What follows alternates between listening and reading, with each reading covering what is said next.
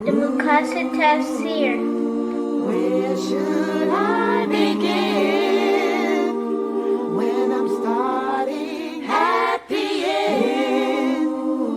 Pursuing the higher aim, learning the meaning of every page. Where should I begin when I'm starting at the end? Another addition to your Islamic education, Maqasidic Tafsir, Healing and Governance, the Transformative Path of Sabah As-Tiwal, written by Dr. Kareem Abu Zayd. Join Ustad Laila Nasheeba every Tuesdays and Thursdays at 9:30 p.m., streaming all major platforms, channel SunnahFollowers.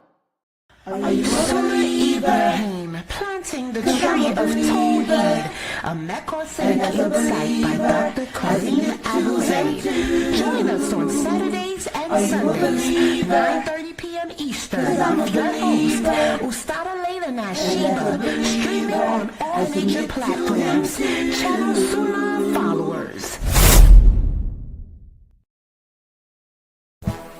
Ghiba, known as backbiting, is considered to be a grave sin with severe consequences in this life and the hereafter. The effects range from loss of trust, damaged relationships, tarnished reputation, and spiritual consequences which backbiting strips away. Some of the punishments that occur are transferring of deeds, accountability, and punishment in the fire. Join Ustada Laila Nasheeba as she speaks in detail the punishments of the sin, but also shows us ways we can come back, such as rectifying the harm by stopping the sin, practicing self-restraint, and regarding the tongue. Tune in every Friday at 9:30 p.m. Eastern, streaming on most streaming platforms, channel SunnahFollowers. You will make it through. The Fitrah is awake in you. With Quran and Sunnah by your side, here's a place where it will thrive. You will make it through. You will make it through. The Fitrah is awake in you. With Quran and Sunnah on your side, here's a place where it will thrive. You will make it through. With Quran and Sunnah on your side, here's a place where it will thrive. You will make it through.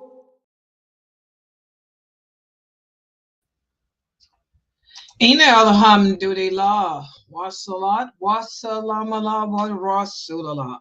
I'd like to welcome everybody to our Aqidah class, and this is a class in which we are breaking down the true meaning of the Shahada that we pronounce every day when we perform our prayers.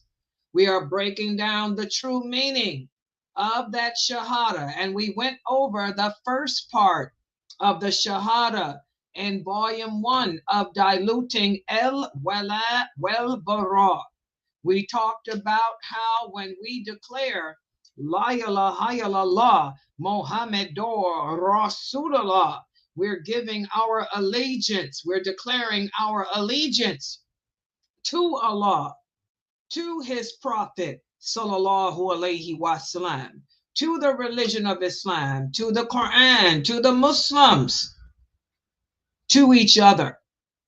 Well, now we have entered into the second volume of Diluting Wala Wal Bara. This volume goes a little bit more deeply. It goes into the Fitrah, the essence of man, the essence of the human heart. Remember, our prophet sallallahu alaihi wasallam said, whatever is in the heart is going to manifest through the limbs. We all say that we believe in Allah. If we truly believe in Allah, it's going to show through our actions, through our behavior, through our character, as we've been learning in the class I teach on the weekends, the Maqasidic Tafsir of Suratul Ibrahim from the Quran. It's all about planting the tree of Tawheed within your heart.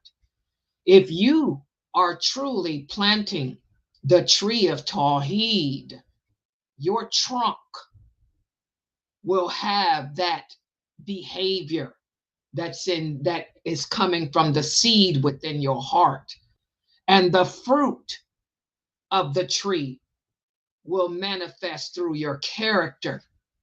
So that's what the second book of diluting Wala Wal Bara entails. We're going to speak about the Fitrah, which we've just begun discussion of. The Fitrah, and most Muslims don't understand what the Fitrah truly is. That's why they're referring to themselves as being reverts, which is not proper English. You know, revert means to go back to your natural substance. You're not a revert. When you convert to Islam, you are a convert. Look up the meaning of the word convert in Webster's dictionary.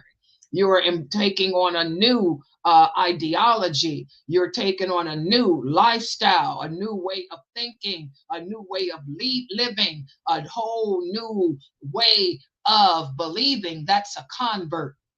You know, that's not a revert. Okay, and that's not what El Fitrah means anyway.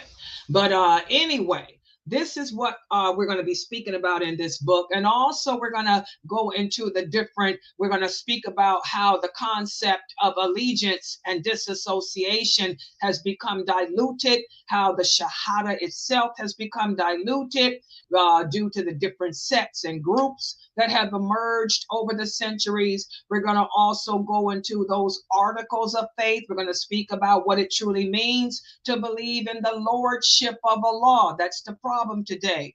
Why is it that we have no allegiance to Allah? Why is it that we have no allegiance to the Prophet Muhammad sallallahu alaihi wasallam? Why is it that we Muslims do not accept the qadr of Allah? Because we don't believe as we should in the articles of faith like we're supposed to. We don't believe in Allah's angels and books and the qadr like we're supposed to. We're going to go over all of that in this book, you know, and before we get into the different sets and groups. So we just began this journey this past weekend. We're in the beginning of the book. Let me put the PowerPoint up on the screen. For those of you who have not yet purchased this book, make sure that you go to Amazon and get a copy of it. The book is written by Dr. Kareem Abu Zaid. May Allah bless him. May Allah forgive him of his sins, and may he be amongst the righteous in paradise, you know, when on the day of judgment. And may he be a green bird flying around the throne of Allah whenever he enters his grave. May it be a long time from now, inshallah. We need these books to keep on coming. May Allah preserve him and keep him living a long life so he can keep on putting these books out. And may Allah keep Laila Nasheeba living too, so she can continue to teach every book that he puts out, you know, in English, subhanAllah, because this is some dynamic stuff.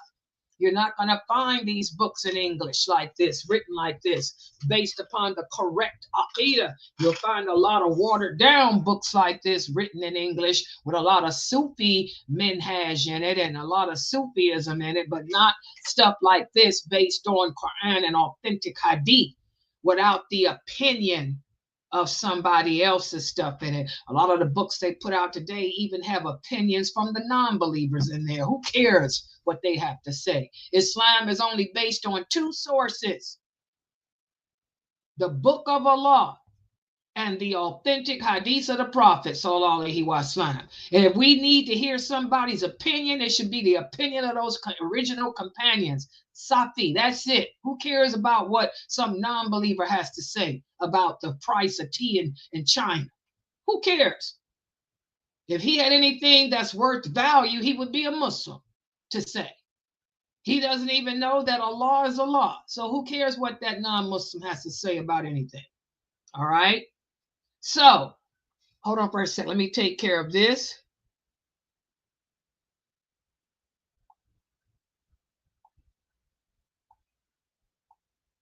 Yeah, Laila Nasheeba, don't play. All right, so let's keep it moving. All right, so let's put the PowerPoint up on the screen. Oh, and hold on for a second because I forgot I think I'm the only moderator. And by the way, you guys can see my Zoom room on the screen. I normally, when I'm streaming, I normally don't show my Zoom room, but I think I'm the only moderator here. One of my moderators, she's at a wedding. Her sister's getting, my Somalis. This is the time of year where everybody gets married from Somalia. They got all kind of weddings going on, so she's at a wedding. She ain't here. And the other one, she's here all the time, but I think she's doing some weddings too. AY ain't around. So I'm the only moderator here, so I got to keep my Zoom room on the screen because I got a stalker, unfortunately. Everybody knows. Oh, you here, AY? Yes, I'm here. Girl, where were you yesterday? I was here too. No, you weren't. No. What time? Girl, when I had my class, Jamali didn't show up. I had to do my class yesterday. Oh, yeah, it was crazy. Yes, I was watching the Zoom. I was also answering the question when you... Not at 6:30. Yes, I was. Layla, was she here, Layla? When I had a meltdown. You weren't here. Yeah, I heard you last night. It was at 9:30 when you have... No, not 9:30. This was 6:30. Oh, really? Yeah, Jamali didn't he didn't show up. He can't. You weren't here when that person came up in that Zoom room again. He did the same thing. So I had to. Yeah, you weren't here. That's okay. I took care of it. I'm back on my Lexapro. I can't come off of it because of this website. I'll be taking Lexapro forever. So I've been keeping the screen here. But anyway, guys, since I have a stalker, I'm gonna be keeping this Zoom room here so I can deal with it, But anyway, so that's why y'all see my Zoom room sitting there. I got a stalker. Gotta be. And by the way, don't ban the stalker. Let the stalker come in because alhamdulillah, I've talked to my professional ex-sisters-in-laws who work for Homeland Security and ATF and stuff. They're going to be tracking him. So let him come in, long as you don't get on the mic and act a fool. Yeah. He's going to be traced. Mm-hmm. Yeah. All right, but I got to keep him here so he don't get on that mic and act stupid.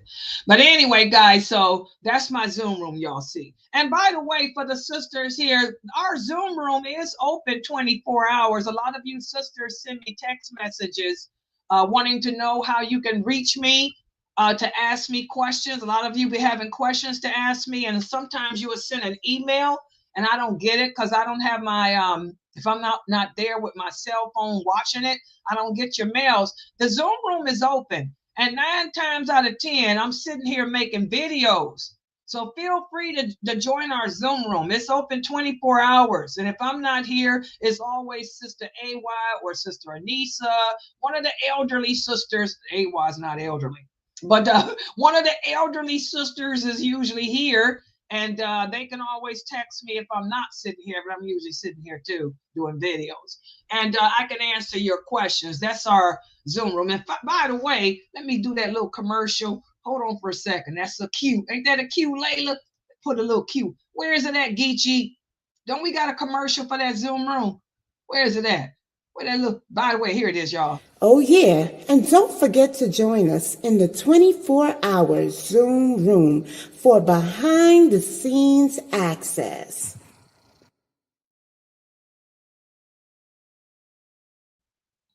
I had to put that in there. Y'all know I'm kinky crazy. Y'all know I'm kooky crazy, not kinky. Kooky, that too, but kooky crazy. I got to get my crazy jokes in. That was Sister Laila, y'all. Yeah. She's a cowgirl. Where is Laila? Is she in there? Yes, I'm listening.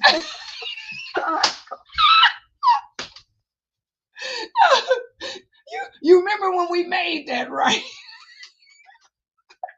I can see it. Oh, you can that's right. You didn't see it because you on the Zoom room. Girl, yeah, that's the little that you look so cute in that little video. Yeah. She's Moroccan. Yes, right. The Moroccan sisters hold it down. North Africa, we don't play. Yeah, that's right. The Moroccan sisters here say the same thing. They say we don't play, we hold it down. That's right. North Africa. Okay. By the way, I'm chit-chatting aloud Sister Amatula to get her Zoom room going. Amatula, you got it on there? Because this is an important class, guys. And I do have a quiz. I want you new shahadas to get these answers right. Let me know, Sister Amatula. I got 200 new shahadas, guys.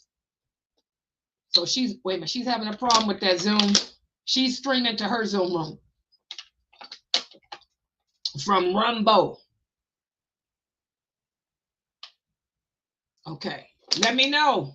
Give her a couple seconds. Yeah, and I want them to participate, answer these questions. And while she's setting her Zoom room up, did you put that code in, Amatula? Use the code I gave you. If it's doing that black, it goes, that Zoom is doing it. You can see me on Rumble, right? Look at Rumble. It's doing this. Put those numbers I gave you in that. Go to that setting and put those numbers I gave in there. It'll stop it instantly from doing that.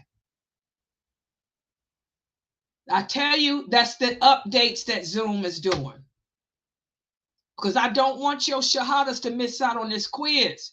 And since I cannot see inside your Zoom room, just type their answers here on Facebook. Yeah, type your answers on Facebook and I can see it. That's how I do when I'm doing Dr. Ali's. Because I'll join his Zoom. Yeah, Zoom doesn't allow you to be in two Zoom rooms.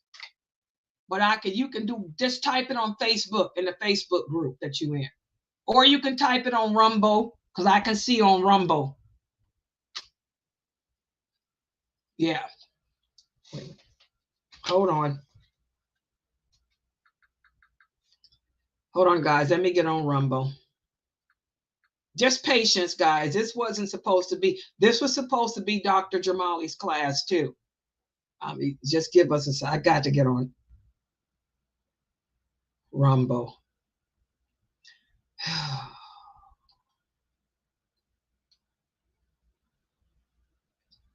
Yeah. She's having a problem with that Zoom. She's streaming to her Zoom. Yeah, I see you on Rumble.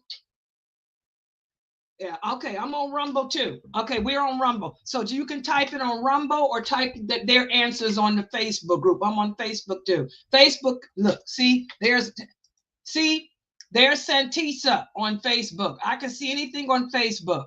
There's Santisa.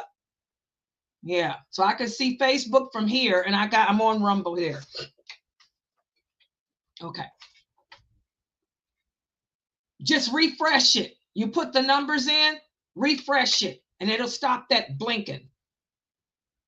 Y'all ready? Okay, here we go. Okay. Oh, is it? Oh. She wants to know what? Where did I get the? Tell her Jamila Pasha. Jamila Pasha on Facebook. For all the new shahadas, if you sisters are looking for hijabs, kimars, these are pashimas. You can go to Jamila Pasha. She's on Facebook Live. She does Facebook Lives twice a week. And when y'all go to Jamila Pasha's Facebook Live, y'all can take screenshots of whatever kimars or hijabs I have on and tell her that you want the pashimas that I have. All of my pashimas I buy from Jamila Pasha. And she will order them for you.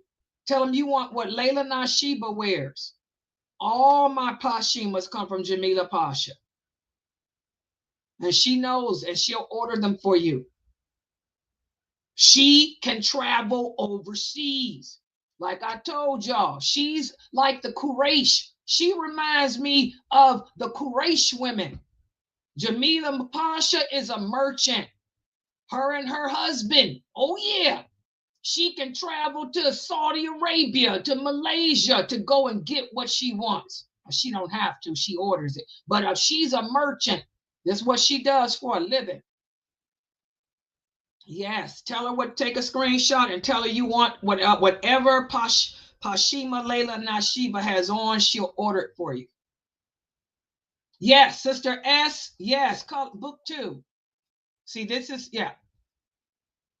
The class is from book 2. Exactly. Let me put the PowerPoint up. Okay, I'm ready to put the PowerPoint up now, inshallah. Okay, hold on. Here we go. You ready too? Okay, y'all ready? Everybody's ready now, right? Okay. Now this is Kick. Oh, now I got everybody. Here's Kick.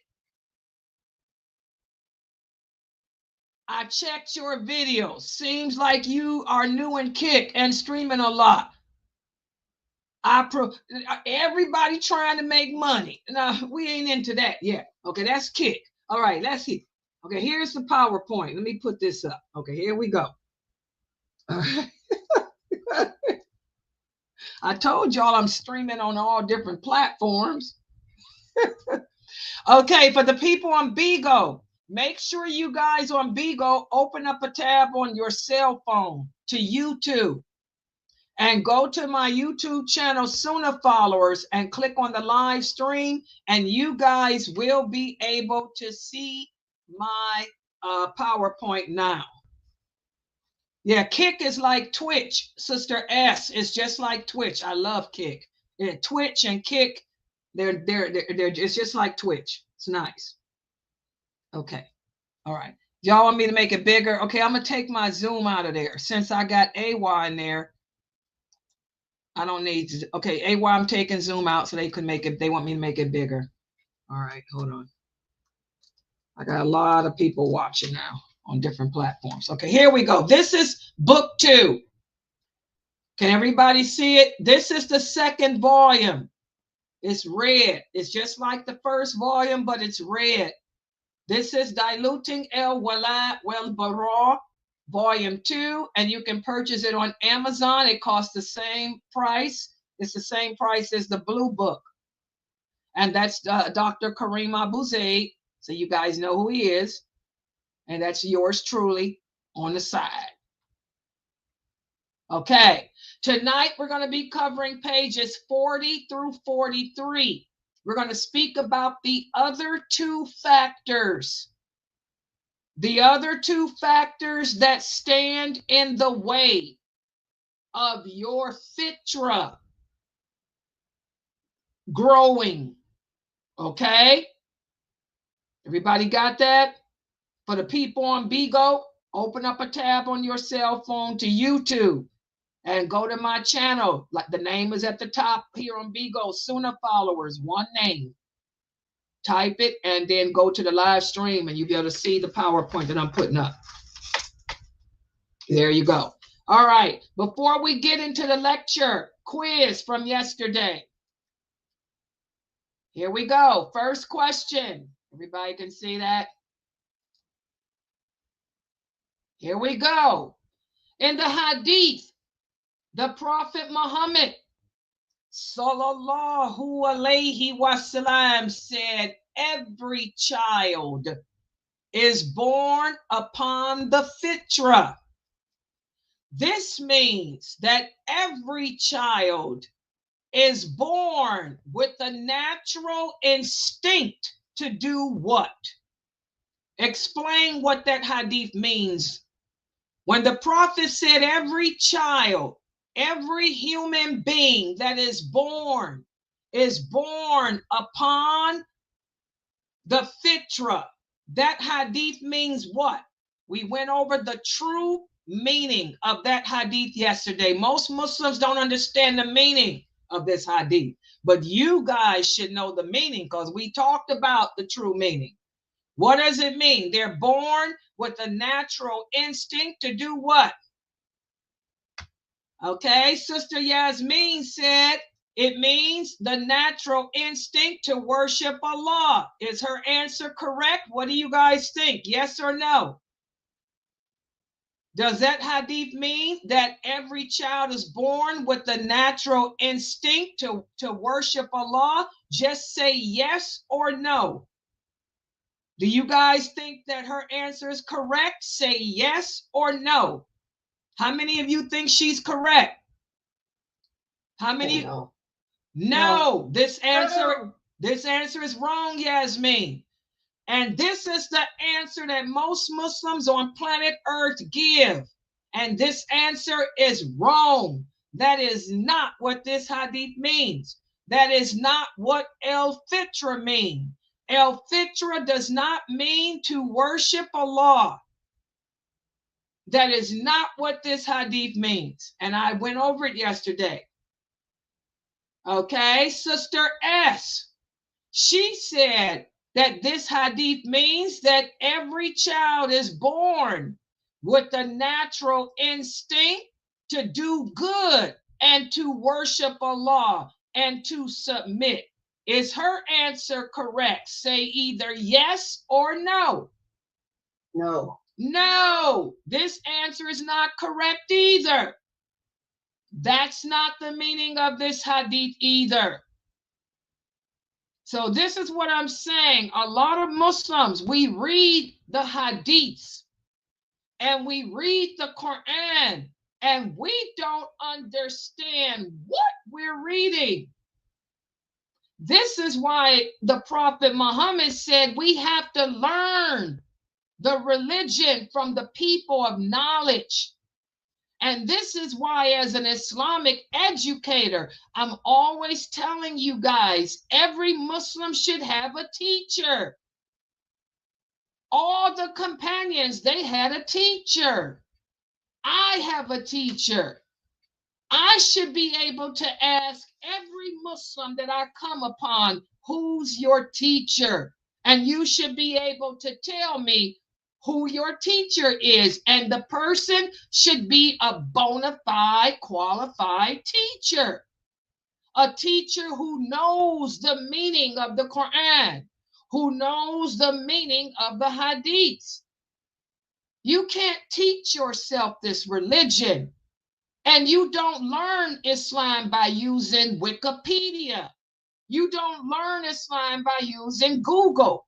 You have to sit. As the Prophet Muhammad said, what's the source? Sahih Muslim for all of this, and Sahih Bukhari.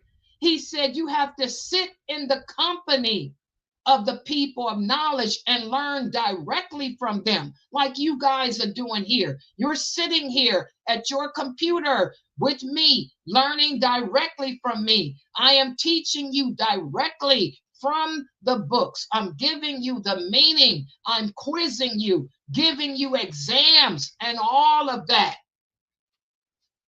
So Pamela said she believes this means that every child is born with the natural instinct to know their Lord. Is her answer correct? Is that what that hadith means? Yes or no? Nope, that's not correct either. None of these answers are correct. See? And if I was to walk around from city to city and city, I probably wouldn't get any correct answer yet from anybody.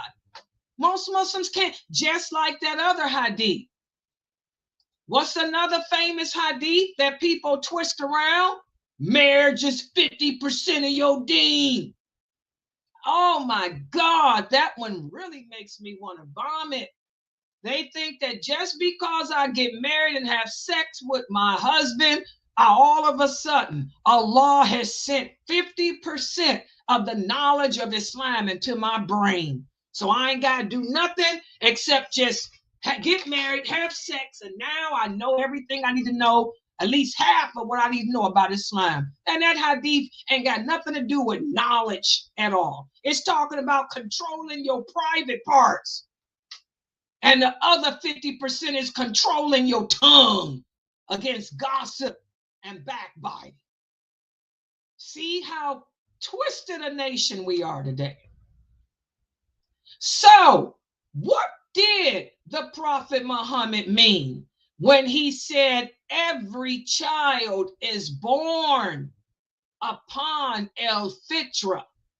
What did he mean? What does that hadith really mean? Who can give me the answer?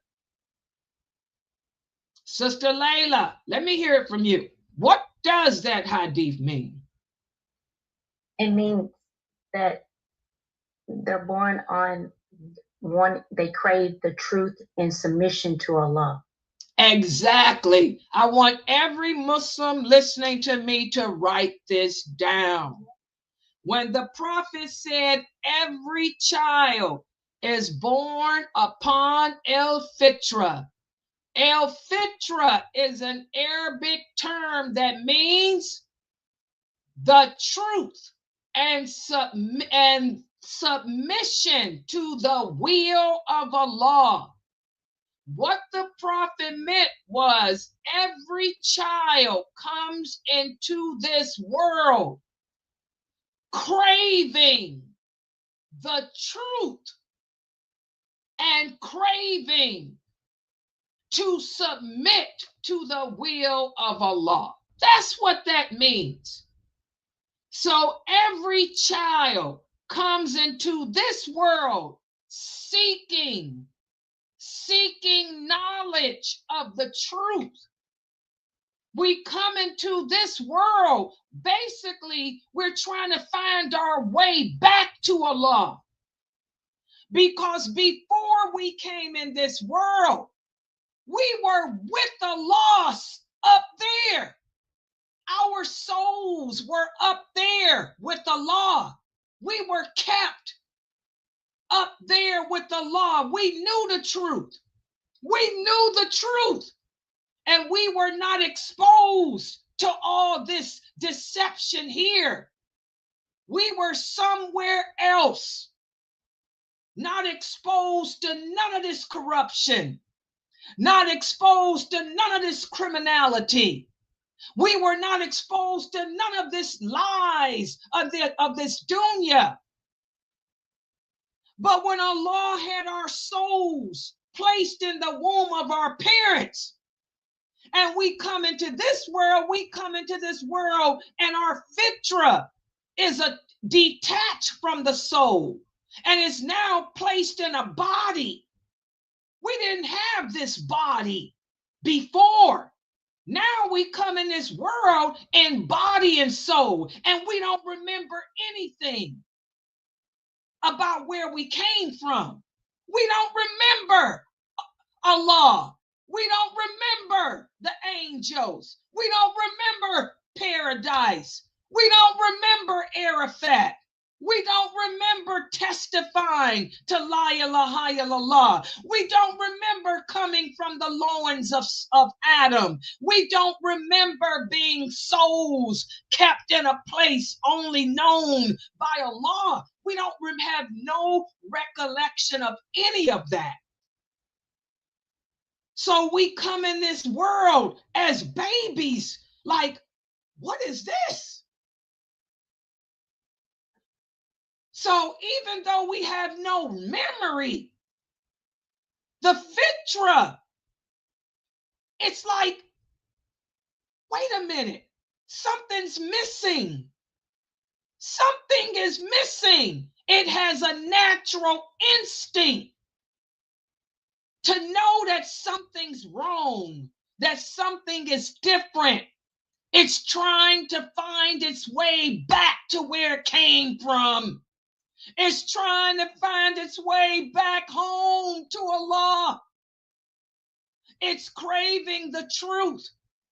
It's craving to be as it was in submission. That's the fitrah. So what are you calling yourself a revert for? You ain't in that state. You haven't been in that state since you entered into this world. I haven't been in that state since I entered into this world. None of us are in that state. We're not in that state in body or none of that. This world is not the same as the hereafter. We're not the same here as we were there. As the prophet said, these two things are not the same. So why would any person call himself a revert? You're nothing like you were there. You're a convert to Islam. You converted. You found the truth. When you embrace this religion, you found the truth. But you still have to journey back to the way you were up there. You still ain't how you were up there. There's no criminality up there. You're still not a revert. You're still not in your original state. None of us will ever be in that original state. Not even a person who was born a Muslim. We will never be in that original state of submission until we cross that Sirat bridge. Do you Muslims listening to Laila understand what she's saying? Ain't none of you a revert, and you never will be one until you cross that Sirat bridge. Then you can say you have reverted. As of now, you're all converts on a long journey back to Allah. All of us. Y'all understand that? That's Tawheed. That's Aqidah. Don't get it twisted. Okay? All right. So, look at the next question.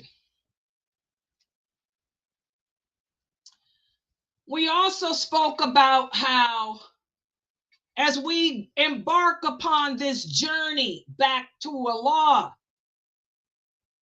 we're not the same because we're in a different world. We have a heart. We didn't have a heart before. We have a heart and we have a soul. How do the heart and soul different? Who can answer that? How do the heart and the soul differ?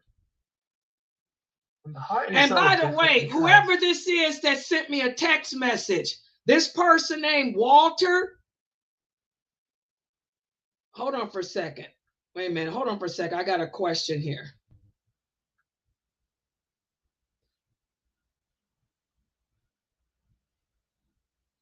Wait a minute.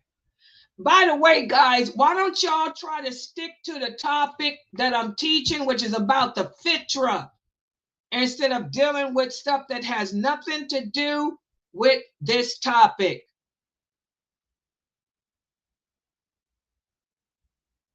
The Prophet Muhammad used to wear his hair long, and the Prophet Muhammad used to wear a red robe. So yes, this hadith is authentic, but he did not have dreadlocks. If you're trying to justify wearing dreadlocks, dreadlocks are haram.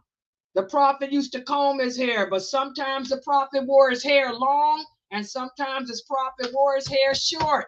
There's nothing wrong with you brothers having long hair. You can wear your hair long as you don't look like a woman, a girl, and as long as you comb through it, as long as you comb through your hair. The Prophet said anyone who has hair should comb through it. Take a comb and comb through it. Get the kinks out. And you have to oil it on a regular basis and wash it. You can't do that with locks. And there's nothing wrong with a man wearing red. So yes, that hadith is authentic, but I want you brothers to pay attention to what I'm teaching. You need to learn Aqidah. You're not going to find anything that's going to justify you wearing dreadlocks.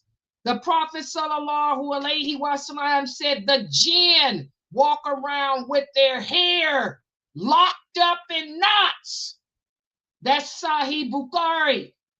He said anyone who has hair should be able to take a comb and comb through it. That means your comb should be able to go through your hair. You can't comb through a lock. But if you want to let your hair grow long and braid it, there's nothing wrong with that. The prophet used to wear braids. When he came to Medina to migrate, he had his hair in braids. Aisha used to braid his hair up. But the prophet didn't look like a jinn. He wasn't nasty. He wasn't dirty. He wasn't filthy. He didn't let his hair nap up. He was none of that trifling stuff that you brothers look like today. Y'all look like Rastafarian trifling people. He was nothing like you. No. And Allah knows best. Stick with my topic. What's the answer to this question? How does the heart and soul differ? And Allah knows best. Go ahead.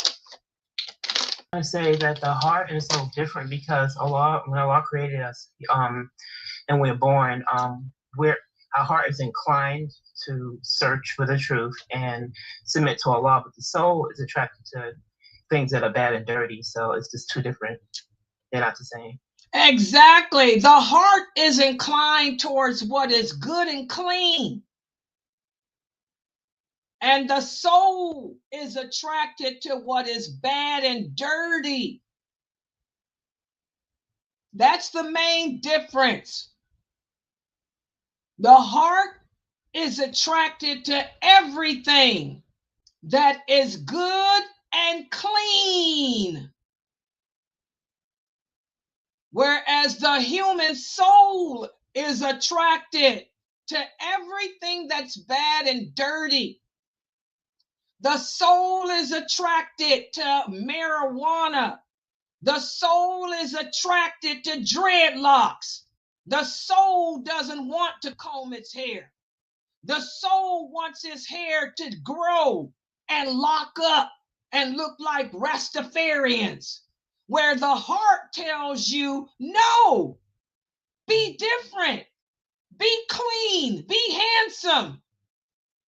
Okay? Also, which one of them has an angel assigned to them? And which one has a jinn that likes to steer it? The heart. One at a time. Go ahead. Go ahead, Gaethje. No, I was just saying the heart has an angel assigned to it, and the soul has a jinn assigned to it. Yes, the heart has an angel. We're going to talk about that in another class. There's also, we have a jinn assigned to our heart, but there's also an angel assigned to the heart too. Okay, we're going to talk about that. The jinn likes to whisper to that heart, and it whispers, it really likes to play with that soul. But we're going to talk about how most Muslims don't understand that we have an angel assigned to our heart too. And that angel, inspires us to do good. Whereas that jinn will whisper to do evil. See, Allah is so merciful. Allah tries to give us even better pros in our favor to come out winners. But even with all the pros that Allah gives us, most of us are going to be losers. That's really sad. What about this question? True or false? Shaitan has no power over those who believe in Allah. True. Does everybody agree? Shaitan has no power over a person who believes in Allah. Everybody agree? True. Exactly. This is true. If you truly believe in Allah, Shaitan has no power over you. If a person truly believes in Allah and trusts in him and fears his punishment, you ain't got to worry about Allah. About Shaitan taking you away from Allah. I had a sister ask me this question just yesterday when we were dealing with some of the drama here. I had a sister come in here and ask me that question yesterday. Well, Sister Laila, what is it? Why come that some sisters fall victim? She called it falling victim. Why is it that some sisters do fall victim to the shenanigans of men and some don't? Shaitan, he makes some of us fall. I said, no, you sisters that do fall victim to the private messages and the sexcapades with the men. You women, you are women that aren't true in your belief. That's the reality. Because Shaitan has no power over the women who truly believe in Allah and who fear his punishment. I ain't never fall for that crap. Nobody gonna sit up here and play pity pat with Laila. That's an insult. I say you sisters are weak in your belief. You don't fear his punishment. Y'all done got away with doing it so much that you think it's nothing. Ain't no problem. You ain't got caught. Okay? The stronger your faith, the harder it is for Shaitan to take you down, sisters. That's why I tell y'all got to work on strengthening your belief in Allah, strengthening your fear of him, because that makes it harder for Shaitan to take you down. Watch who you hanging out with. Y'all hanging around with these sisters that don't practice. You hanging around with the same type of women that are like you. You hanging around with women who are weak in faith, weak in practice like you. I try to hang out with strong sisters. I got 2 best friends. Just 2. They strong. They strong, stronger than me. My best friend. I keep telling y'all she the president of CARE. I'm always talking about her. She's stronger than me. She got 10, 20 kids. She ain't got that many. I always tease her. She got a bunch of kids. She got a husband. She's strong. Polite, mannerable. She always telling me, now, Laila, come on now. You have to control yourself. Get your temper together. Now, Laila. I try to hang around. My 2 best friends are stronger than me. I always hang around with people that are stronger than me. They're strong where I'm weak. Whatever shortcomings I have, they're stronger than me so that they can help me to be better than what I am. I ain't gonna hang around with some women, some sisters that are weaker than me that's gonna take me down to the road to hell. What I need them for friends for? I'm gonna fall down to the hellfire with them. It's gotta be somebody stronger and tougher in their faith than I am. Somebody that's gonna cause me to fear Allah more than I fear him. Not somebody that's going to cause me to weaken. SubhanAllah. I need somebody that's going to remind me of what's going to happen if I even weaken to enough to think to take a hijab off. Not some sister that's weaker than me, who's not only not wearing a hijab, but smoking cigarettes and doing drugs and fornicating, adulterating, having sexcapades with men. I can't be with nobody like that. That person would destroy me. So you sisters need to seek strong practicing sisters to surround yourself with. They'll help pick you up and build you up. That's why I ain't got but 2 friends in life. And they've been my friends since I was 12 years old. And they stronger than me. All right, so let's get to the topic today. What are the other, and the class is short too, so that's why I made the quiz a little longer. Let's get to the topic today. What are the other 2 obstacles that stand between your Fitrah connecting and finding its way back to Allah? Well, number 4, heedlessness. And we talked about this before. Heedlessness. Heedlessness occurs when we favor the life of this world and its distractions over our relationship with Allah.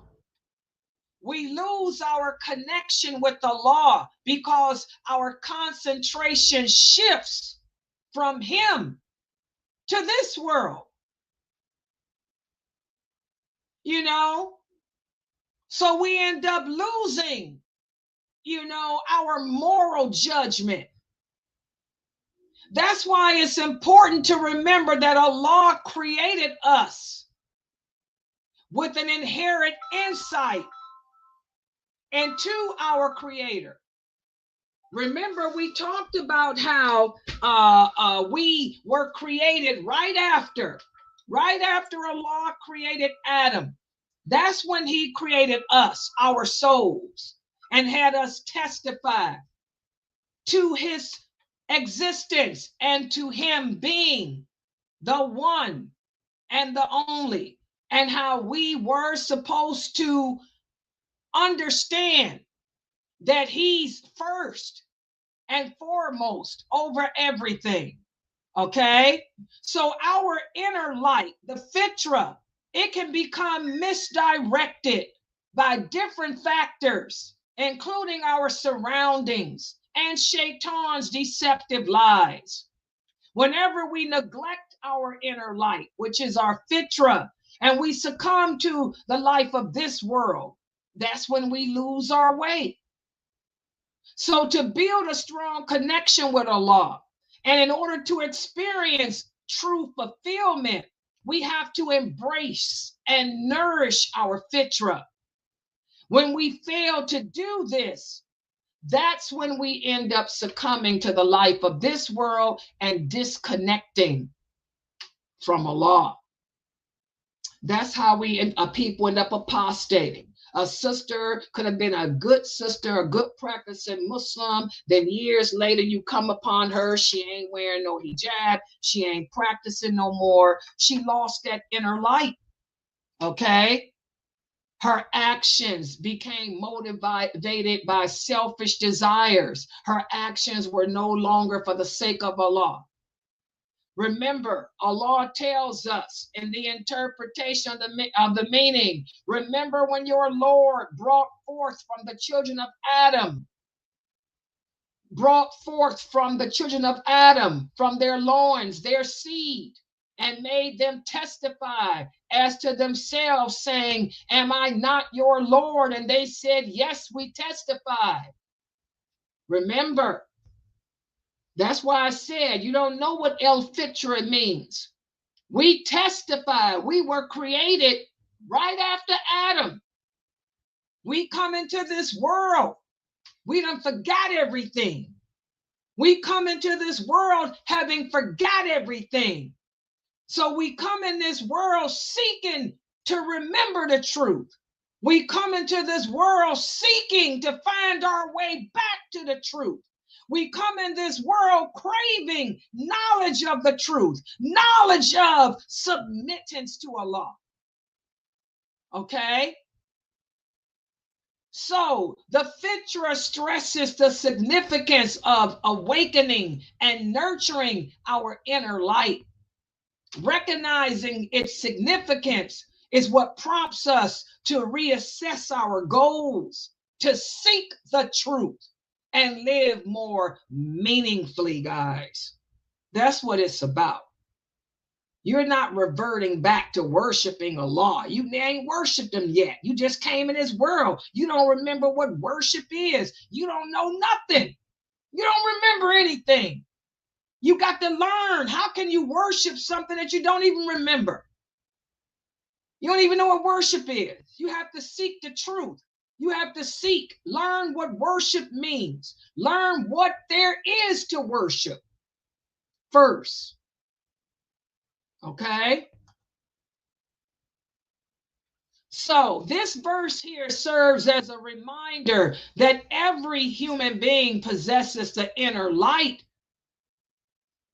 that inner desire to acknowledge and submit to Allah. That's what el-Fitrah is. It's the light, that desire, that need to acknowledge, that need to submit.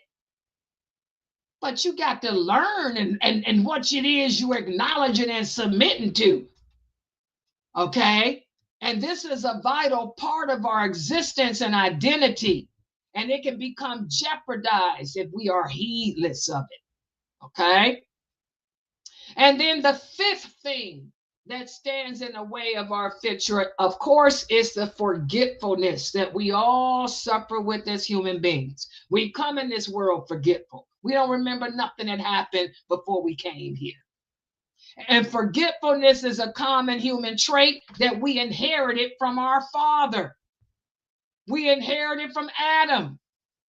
We inherited this characteristic from Adam. Let me tell you how forgetfulness is inherited. When Allah created Adam and he wiped over his back and our souls appeared, there was one soul out of all of our souls that stood out the most. It was real light. He said, whose soul is that? And the angel said, that's the soul of your son, Daoud, Prophet David. And Adam said, how long is he going to live? And they said, he's going to live for 60 years. Adam was so fascinated with his soul that Adam said, give 40 years, take 40 years from me and give it to him. So Allah took 40 years of life from Adam and gave it to Dawood. This hadith is authentic. This hadith is Sahih Muslim, guys. So later, when Allah put Adam and his wife Eve on earth, when the time for Adam's death came, when the angel of death came to take Adam's soul, Adam said, I got 40 years left. The angel of death said, no, you don't. You gave 40 of those 40 years to one of your offspring, the one named David. Adam forgot. He said, no, I didn't. I didn't give those 40 years away. And the angel of death told him, yes, you did. So that's how that's how all of us are forgetful. So all human beings, we inherited the characteristic of forgetfulness from Prophet Adam, because Adam forgot that he gave away 40 years of his life to Prophet David. Okay? So that's how we all forget to this day. We inherited from our father, Adam, alayhi salam. So, okay, so this is something else that can stand in the way of our fitrah finding its way back to Allah. Forgetfulness. This is why the Prophet Muhammad sallallahu alayhi wasallam encouraged us as Muslims to seek knowledge of this religion on a regular basis. Don't ever get too content or too satisfied and think that you know it all. And this is something I have to tell the elderly sisters a lot. Don't think that you know this religion because you live 60 years and I'm 80 years old. I know my deen. Nobody knows it all. That's a lesson that Allah had to teach Prophet Moses with the story of El-Khidr. Don't ever think that you know it all, that there's nothing that you can learn, because we forget. I sit here for over 50 years teaching the same thing over and over and over again. I teach Aqidah, Tawheed, Hadiths over and over. I can forget though. By me teaching the same classes over and over, it helps to keep me remembering. It helps to keep me from forgetting these hadiths. It helps to keep me from forgetting this information. That's why we read the Quran over and over every Ramadan at least. Because like Allah says in the Quran, it keeps us from forgetting. We don't want to make the same mistake the Jews did. They forgot Allah's book. So as we can see, these are, 5 instances or 5 obstacles that can stand in the way of our Fitrah, our inner light, that desire to seek the truth, that desire to submit to Allah, that need to find its way back to Allah. These obstacles can stand in the way. So before applying allegiance and disassociation to rekindle that fire in our heart, we have to acknowledge the harm, that can be afflicted to that light. And unfortunately, guys, living in a secular world like we're living in today, there's so many outlets that can help to contaminate or put out the light of our Fitrah, like the media, like education, different philosophies. That's why I love this book, because we're going to look at the different, how philosophy and the media and how different educations have diluted the concept of La ilaha illallah, how we have all these different sets and groups of so-called Muslims who have diluted the Shahada to the point where people say they believe in Allah, but they don't believe in Al-Qadr the way they should. They don't believe in the angels as they should, and all of that. So I'm going to stop right here, and inshallah, tomorrow we're going to start the next chapter. And when we go into the next chapter, we're going to go over how education and other issues in the secular world have made its impact into diluting our Fitrah.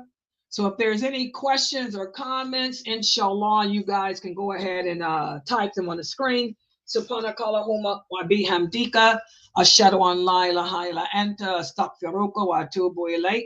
Go ahead if you have any questions, inshallah. Of course, these kids are calling me now. Any questions or comments? No, I just wanted to say there's so many points that you hit that it made it like so compressed to send somebody who has questions and doubts and they don't really understand, like even though they might be Christian or another religion or whatnot, it really gets them thinking and understanding. Like it's so broad. Like for this one, this particular class, I think it's the best of the best explanation that a lot of people can grasp to very quickly and be like, aha, you understand? Because I'm listening and I'm like, wow, somebody else who's like, they're thinking and how it came about or whatnot, they don't really understand. Sometimes people can't really explain the Fitrah to them, let alone the Muslims. But this, I mean, the key points of it that they could actually sit and ponder upon themselves to like really figure it out for themselves, I really enjoyed today. Yeah, this is why I love teaching. I like the first book, but I really love going into this second book. I like teaching Aqidah, but and my second, and I love teaching about paradise and hell and the soul. And I also like purification of the heart. Y'all know I love the Fitrah, teaching about purification of the heart and soul. That's my third favorite thing. I love this book too because it goes into the Fitrah, and being in English, most non-Arabic, well, most Arabic people too, but especially most non-Arabic people do not understand what the Fitrah is. And I find that amazing when I hear Muslims, especially in the 90s, when they started calling themselves reverts, I'm like, they don't know what the Fitrah is. They really don't understand that concept.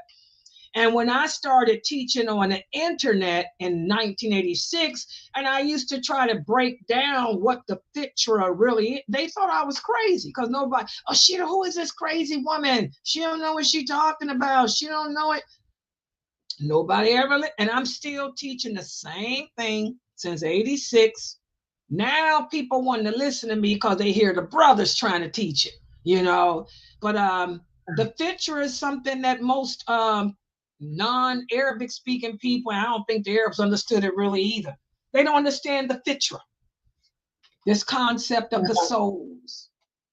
And I bear witness that you've been teaching it. I bear witness that you've been teaching it for the last 20-some years I've been here.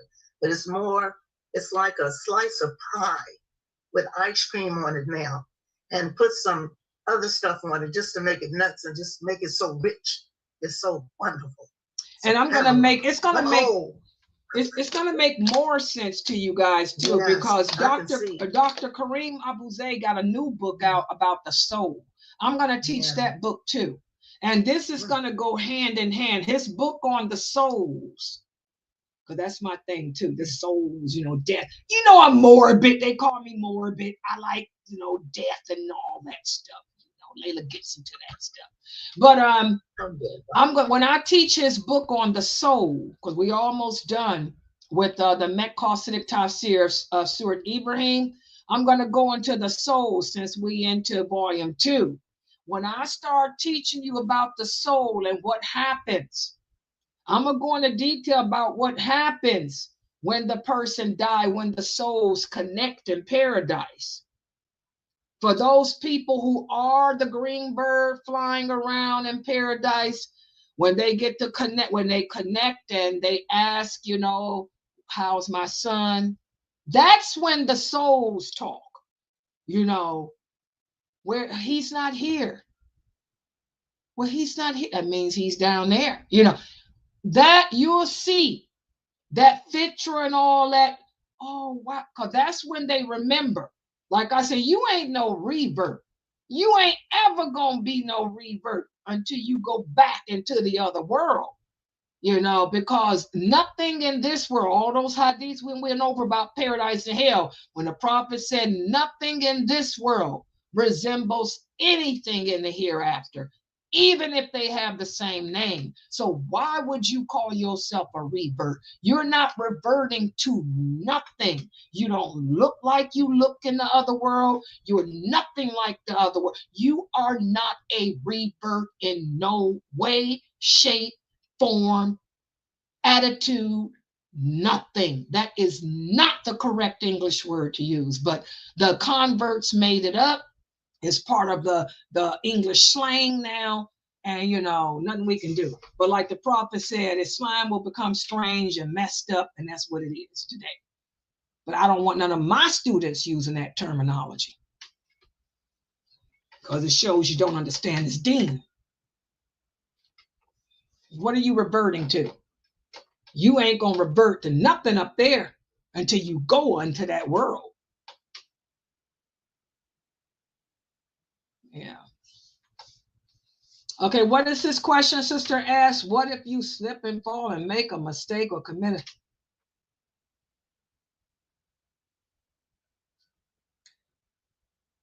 a... Okay, Sister S, I want you to be able to answer this question yourself.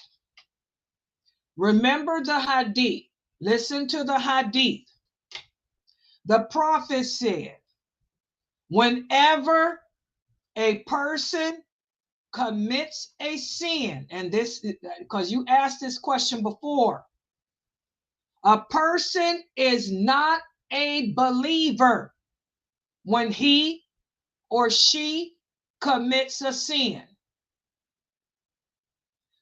Faith or belief leaves your heart whenever you commit a sin, and it doesn't come back until you stop the sin.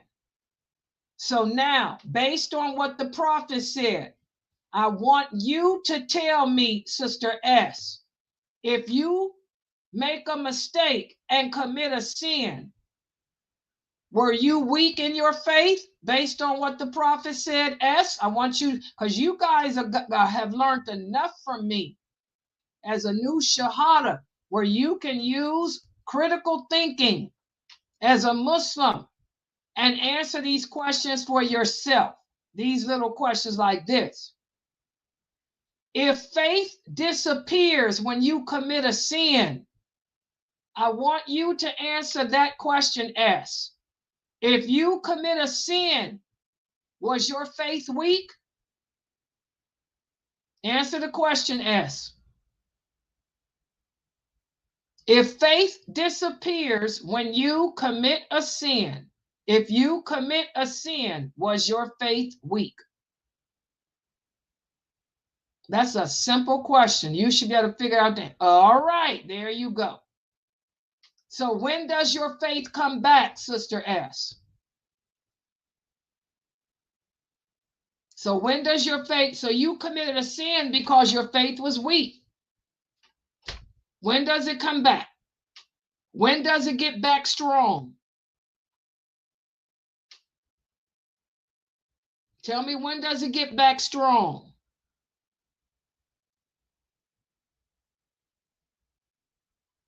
Okay, when does it get back strong? You committed the sin because your faith was weak.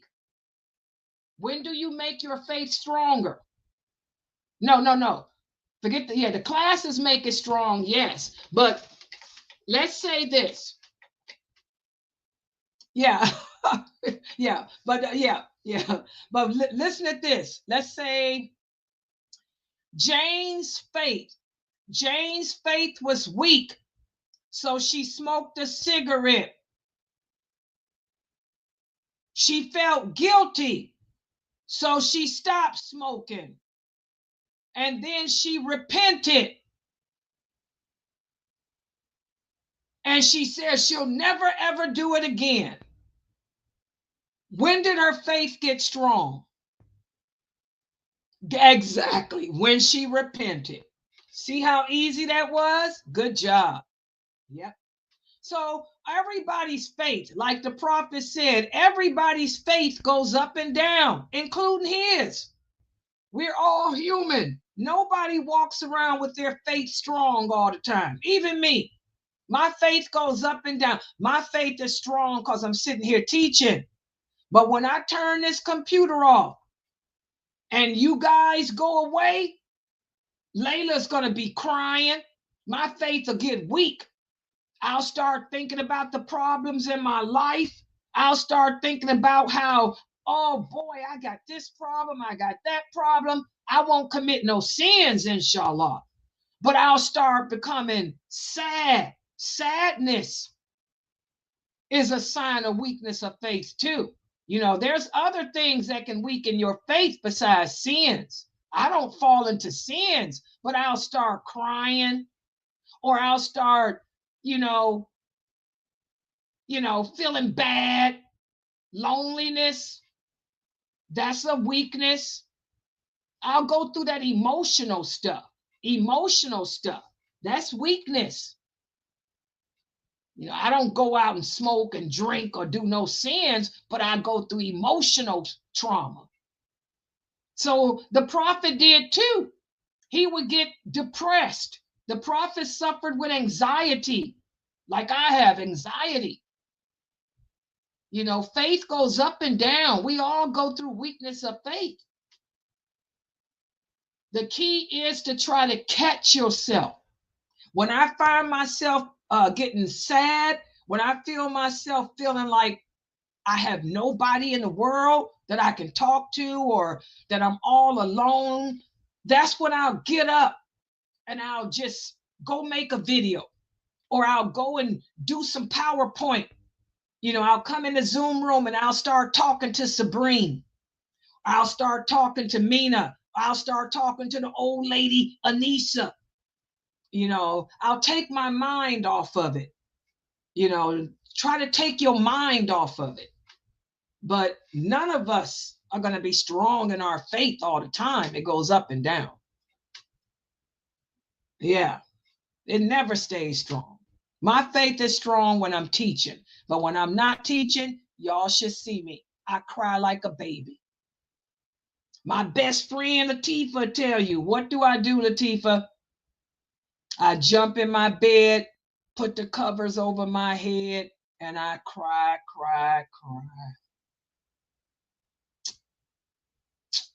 I do a lot of crying. Why y'all think my eyes look like this? Look at my eyes, S.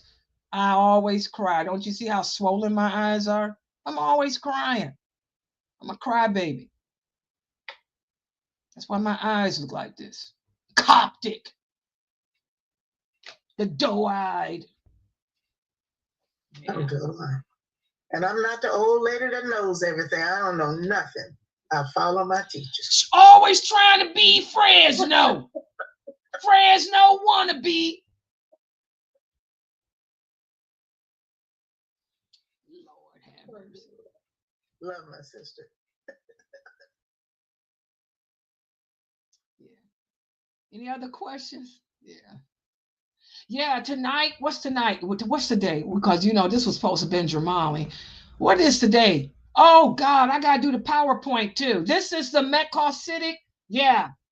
Yeah, Amatula posted up to the, I think I did put it out. Yeah, the Metcalf City Tafsir, Volume 3, right, Mina? Oh, I got it. This is Islamic governance. Yeah, it says. Oh, yeah, I got to do the PowerPoint. Okay, guys. The yellow book. The yellow one. I don't even know what the topic is. Yeah, okay, guys, let me log out. I got to do the PowerPoint. That's at 9:30. So let me see what it's going to be about. All right. Sapana Kalahuma, Wabi Hamdika, Ashadu on Laila, Haila, and Stakfaruka, Watu Boy Lake. I'll be back in about an hour, guys. Assalamu alaikum. Oh, girl.